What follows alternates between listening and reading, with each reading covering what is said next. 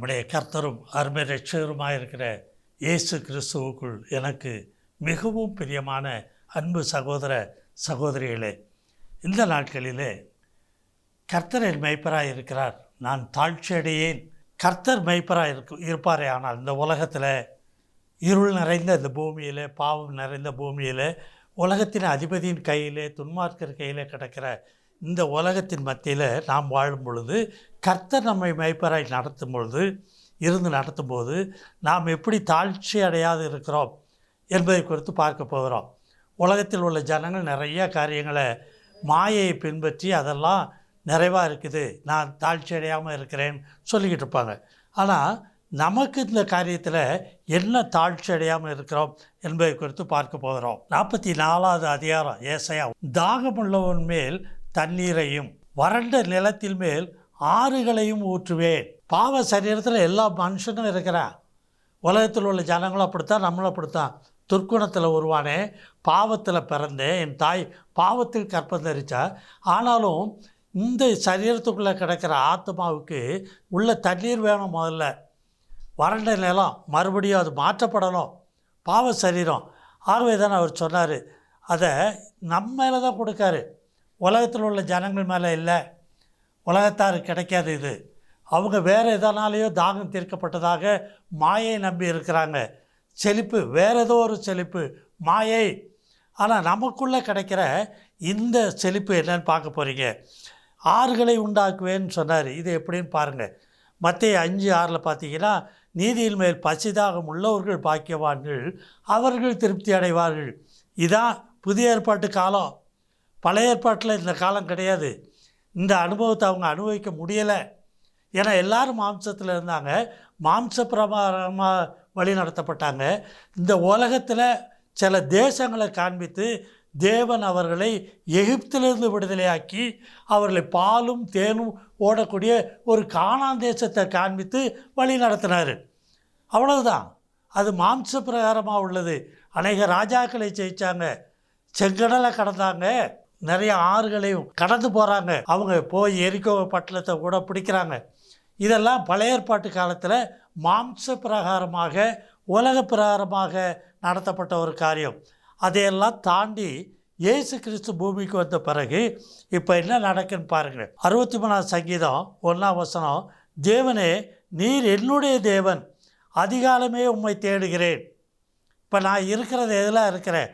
வறண்டதும் விடாய்த்ததும் தண்ணீரற்றதுமான நிலத்திலே என் ஆத்துமா உண்மையில் தாகமாக இருக்கிறது. இதான் அனுபவங்கள். உள்ளான மனுஷன்லேருந்து நாம் அறிகிறது. பாவ மனுஷனாக இருக்கிறேனே, பாலும் தேனும் ஓடுகிற கானான் தேசமா, சியோனாய், பரம எருசலேமாய் நான் மாறணும், அதை நோக்கி வாரேன், என்னை மாற்றும், எனக்குள்ளே தண்ணீரை கொண்டும் ஆறுகளை உண்டு பண்ணும் கேட்குறான்.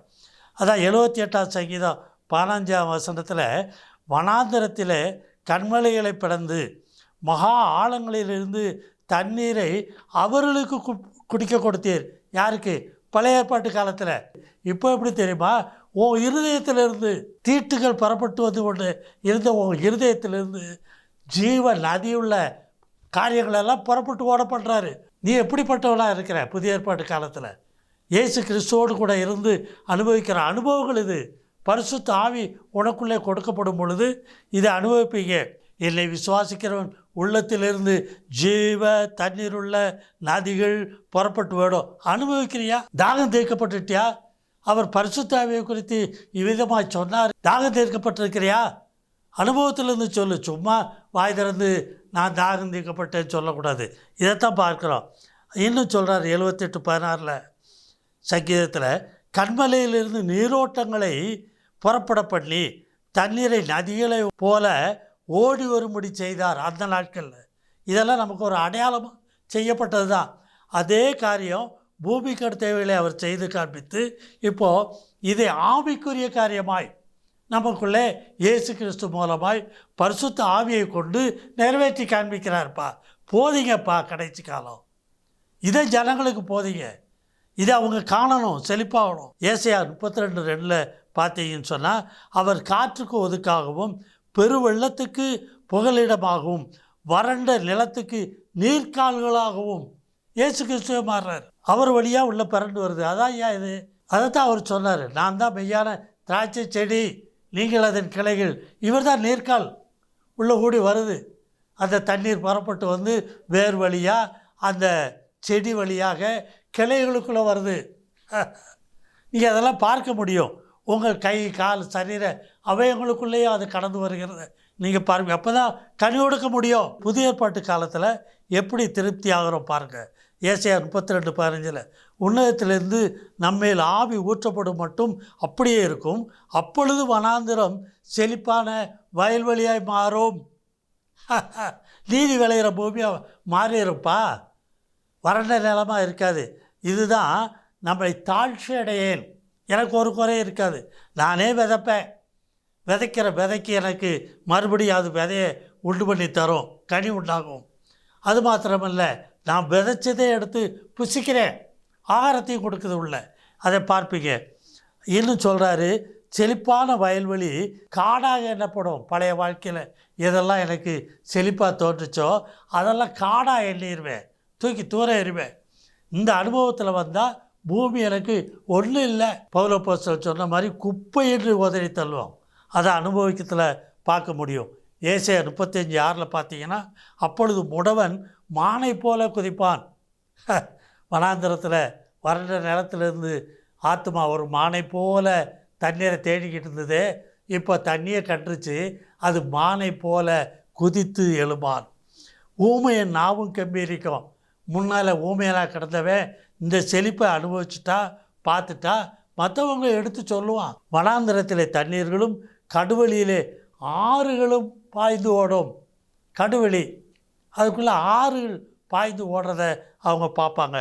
ஏசாயா 35:7 சொல்கிறாரு, வெட்டாந்தரை தண்ணீர் தடாகமாகவும் வறண்ட நிலம் நூறூற்றுக்களாகவும் மாறும். வலு சர்ப்பங்கள் தாபரித்து கிடந்த இடங்களிலே புல்லும் கொறுக்கையும் நாணலும் உண்டாகும்.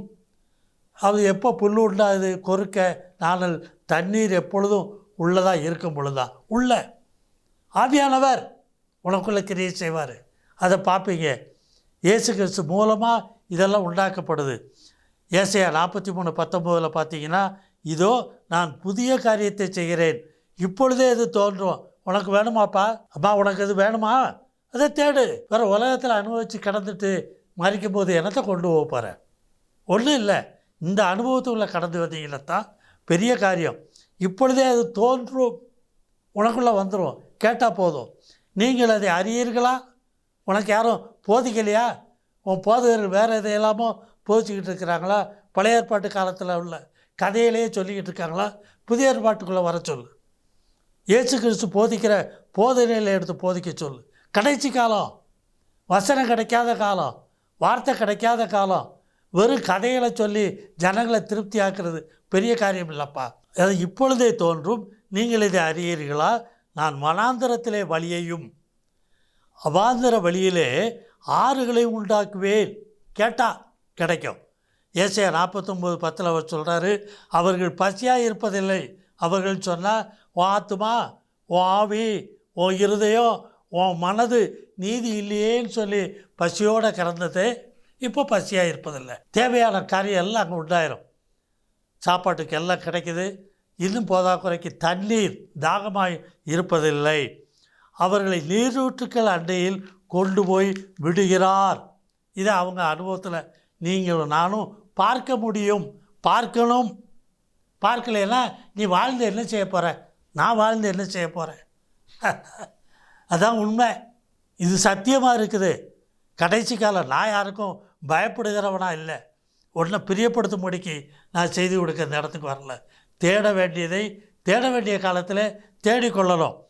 எசேக்கியேல் 34:26 சொல்கிறாரு, நான் அவர்களையும் என் மேட்டின் சுற்றுப்புறங்களையும் ஆசீர்வாதமாக்குவேன்.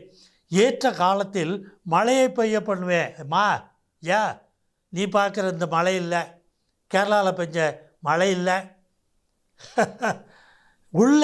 உனக்குள்ள ஆவியானவருடைய ஊற்றப்படுற அனுபவம் பண்ணுவேன். ஆசீர்வாதமான மழை பெய்யும். இந்த வார்த்தையை எவ்வளவு தவறாக போதிச்சுக்கிட்டு இருக்கிறாங்க. கவனி, கவனி, ஏமாந்து போயிடாதப்பா. எனக்கு இந்த காலத்தில் கண்ணீர் வருது உன் மத்தியில் சொல்கிறதுக்கு. எசேக்கியேல் 39:29 சொல்கிறாரு, நான் இஸ்ரவேல் வம்சத்தார் மேல் என் ஆவியை ஊற்றினபடியால் என் முகத்தை இனி அவர்களுக்கு மறைக்க மாட்டேன். இந்த அனுபவத்தை உனக்கு கொடுத்துட்டார்னா பிதாவுடைய முகம் உனக்கு ஒரு காலமும் மறைக்கப்படாது. நீ என்ன கேட்டாலும் கொடுத்துக்கிட்டே இருப்பார். அதான் இயேசு சொன்னார், என் நாமத்தினால் நீ என் பிதாவிடத்தில் கேட்டுக்கொள்கிறது எதுவோ அவைகளையெல்லாம் பெற்றுக்கொள்வீங்க. முதல்ல உள்ள நீ இந்த காரியங்களை தேடு. வறண்டது விடாய்த்ததுமாக இருக்கிற நிலத்திலிருந்து ஆறுகள் புறப்பட்டு ஓடுறதை பார்க்கணுமேன்னு கேளு.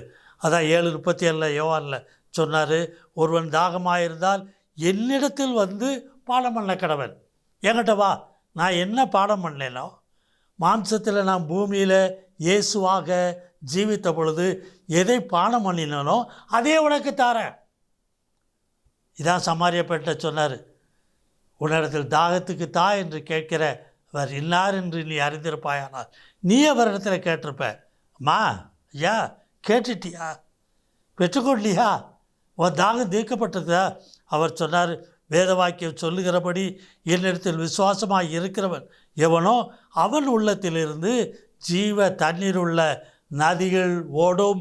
பழைய ஏற்பாட்டு காலத்தில் கண்மலையை பிளந்து தண்ணீரை கொடுத்தாரே, உன் இருதயம் கல்லாக இருந்த இருதயத்தை பிளந்து உள்ளது ஜீவ நதி ஓடும். இதை அனுபவிக்க தெரியணும். என்கிட்ட கேட்டீங்கன்னா என்கிட்ட ஜெபம் பண்ணுற ஆட்கள்லாம் இதைத்தான் சொல்லுவாங்க, ஐயா நீங்கள் சொல்லும்போதே இருதயத்தில் வார்த்தை வருதுய்யா, வசனம் வருதுய்யா, தரிசனங்களை பார்க்குறோம், உங்களுக்கு நான் ஃபோன் பண்ணட்டுமான்னு கேட்பாங்க.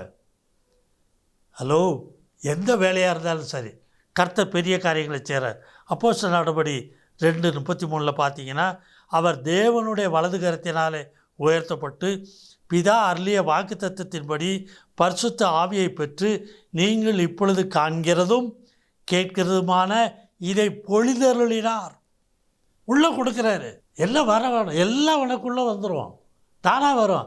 இதை போய் யாரும் தலையை மேலே கை வச்சு ஜெபம் பண்ணதுனால கிடைக்கணும் கூட்டத்துக்கு கூட ஓடிக்கிட்டு இருக்கிறியா? இல்லை. முதல்ல உன்னையிலேயே உய்ந்து ஆராய்ந்து தேவனிடத்தில் கேளு. அவர் கொடுக்க வல்லவராக இருக்கிறாரு, பெற்றுக்கொள்ள முடியும். அதான் சத்தியம். இன்றைக்கும் அவர் பேசுகிறாரு, சிறுபண்ணே எழுந்துரு அப்படின்னு சொன்னால் எவ்வளோ சுகக்கேடாக இருக்கிற ஒரு ஸ்ரீ கூட, சின்ன பொண்ணு கூட எழுந்து ஓடுது, பார்க்க முடியுதுப்பா. உன் கையை நீட்டுனா மறுகையை போல் சொச்சமானது போல் இன்றைக்கும் எவ்வளவோ பாடுகள் மத்தியில் படுத்து கிடக்கிற ஒரு மனுஷனை, திமிர்வாதம் போல் கிடக்கிற ஒரு மனுஷனை எழுந்துருன்னு சொன்ன உடனே எழுந்திருக்கிறான். நடக்குது. எங்கேயோ போய் தேடிக்கிட்டு இருக்கே, ஒன்றை கொண்டு கூட அவர் செய்ய வல்லவராக இருக்கிறார். என்னிடத்தில் நீங்கள் கேட்பீர்களால் இந்த காரியத்தை இன்னும் விளக்கமாக உங்களுக்கு தருவேன். ஃபோன் பண்ணுங்க, பெற்றுக்கொள்ள முடியும். தாகமாக இருக்கிறவன் வரக்கடவன், விருப்பமுள்ளவன் ஜீவ தண்ணீரை இலவசமாய் வாங்கி கொள்ள கடவன். அல்லேலூயா. நீங்கள் இந்த அனுபவத்தில் வந்துட்டீங்கன்னா நீ தாழ்ச்சி அடைய மாட்ட, மழை தாழ்ச்சி அடைய மாட்ட, உள்ள நீர் தாழ்ச்சி அடையாமல் உள்ள நீரோட்டம் இருந்துக்கிட்டே இருக்கும், விளைச்சல் இருந்துக்கிட்டே இருக்கும். நீ மரிக்கிற வரையில் 99-100 வயசு கடந்து நீ இருந்தாலும் கூட உள்ள தாழ்ச்சி அடைய மாட்ட. ஆத்மாவுக்கு குறை இல்லாமல் இருப்ப. கர்த்தர் பெரிய காரியங்களை செய்வார். பூமிக்கு அடுத்த காரியங்களையும் தேவையெல்லாம் சந்திக்கப்பட்டுரும். ஜெபம் பண்ணுவோமா? பரிசுத்தமுள்ள நல்ல பிதாவே, இந்த வேலைக்காக உம்மை துதிக்கிற ஸ்தோத்தரிக்கிறப்பா. தேவனே, இந்த நாளில் கேட்ட இந்த செய்தியின்படி பிள்ளைகள் தாழ்ச்சி அடையாமல் ஆத்மா அப்பா எப்பொழுது நிறைவாக இருக்கத்தக்கதாய் தேவரீர் பெரிய காரியங்களை வெளிப்படுத்தி கொடுத்தீர். உம்முடைய பரிசுத்த ஆவியை கொண்டு அவருடைய தாகத்தை தீர்க்கிறீர். உம்முடைய குமாரனை கொண்டு ஜீவ அப்பத்தை கொண்டு தேவரீர் நம்முடைய பிள்ளைகளுடைய பசியாற்றுகிறீர் என்பதை அவர்கள் அறிந்து கொள்ளத்தக்கதாய் இன்று கொடுத்த இந்த செய்தியின்படி தேவரீர் அவர்களை அதிகமாய் பெற்றுக்கொள்ள உதவிச்சு ஆசீர்வதியும். பிள்ளைகள் தாழ்ச்சி அடையாதபடி இருக்க உதவிச்சு. உலக பிராரமாய் ஜீவிக்கிற காரியமாக இருந்தாலும் தேவரீர் அவருடைய தாழ்ச்சிகள் எல்லாவற்றிலும் உம்முடைய நிறைவு உண்டாயிருக்கட்டும். ஆசீர்வதியும், பலப்படுத்தும், முற்றிலும் காத்துக்கொள்ளும். கர்த்தர் அருமை இரட்சகருமான இயேசு கிறிஸ்துவின் மூலம் ஜெபம் கேளும் ஜீவனுள்ள நல்ல பிதாவே, ஆமென். ஆசீர்வாதமாக இருங்கப்பா, ஒரு குறை இருக்காது.